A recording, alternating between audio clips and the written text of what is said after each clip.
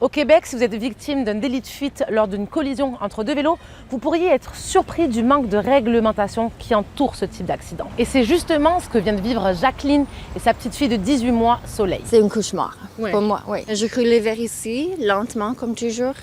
Une cycliste roulait vers moi, tellement vite. Les guidons se sont touchés, puis je suis tombée. Puis elle était attachée sur mon vélo en avant. Je pouvais rien faire parce que j'étais déjà ici vers le mur en béton. Et soit tu prenais la personne, Ouais. soit tu tombais sur le mur en béton ici. Ouais. Fait qu'il n'y avait pas de solution. Moi, je suis tombée ici, puis le vélo avec elle est parti sur moi. Que le cycliste, lui, qui a quitté les lieux, même quand il y avait un bébé dans un siège qui pleurait, qui était au sol, et que la police nous dit « Oh non, mais malheureusement, s'il n'y a pas de véhicule à moteur, c'est pas un délit de fuite, vous pouvez poursuivre vos civils, mais nous, on peut rien faire. » J'étais assez surpris d'apprendre ça. Après cet événement, on s'est renseigné à savoir comment les victimes pouvaient être dédommagées. Et ce que les avocats nous disent, c'est qu'il n'y a pas de mécanisme de réparation.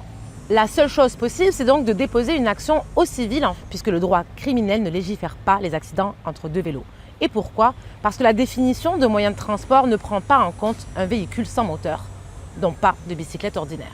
Là encore, la SAAC ne couvre pas ce type d'accident. Vous voulez indemniser les cyclistes avec le régime de la SAC, ça prendrait d'abord une modification législative parce que la loi ne le permet pas, mais il faudrait aussi se poser la question qui doit payer? Est-ce que ce serait aux cyclistes de le faire? Et si oui, comment? Il faudrait avoir un permis de cycliste, une immatriculation de cycliste, mais elle est là la question aussi. Et on devrait avoir un débat de société. Faut-il élargir l'indemnisation des victimes de la route pour couvrir l'ensemble des usagers, peu importe leur mode de transport? Un groupe de travail a été mis sur pied par la SAAQ et devait rendre ses conclusions en décembre 2023 pour justement évaluer le nombre de collisions et éventuellement la masse d'indemnités aussi que ça pourrait représenter.